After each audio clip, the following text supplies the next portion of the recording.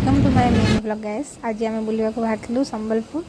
देखो केते traffic jam है, कोयला गाड़ी मान सब आसी आम गलु बहुत टाइम लगे। आज टे बस लेट रे भी आसाला से भिड़ भी थी सबुदिन वर्षा ये संबलपुर पहुँचला पर भी एत ट्राफिक बाप बाप कह केते आड़ बस घूरे घूरे नेला डायरेक्ट आमको आम मंजिल तक पहुँचदेला।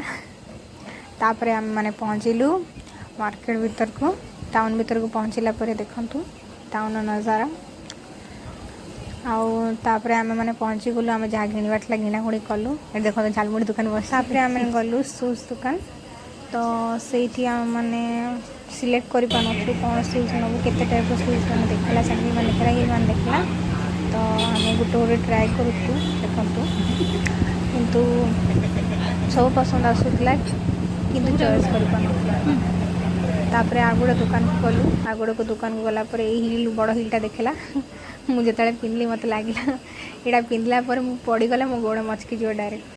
मैंने आम कम सरला रिटर्न टाइम भी सही प्रोब्लेम ट्राफिक जाम पूरा हैरान हो कथा जोड़ा कि अध घंटार पहुँचवा जिनस 2 घंटा आमको लगी तो ट्राफिक जाम रे देखो ये तार मोबाइल चल यूट्यूब शॉर्ट्स माने ये तार बिजी रही यूट्यूब शॉर्ट्स रे।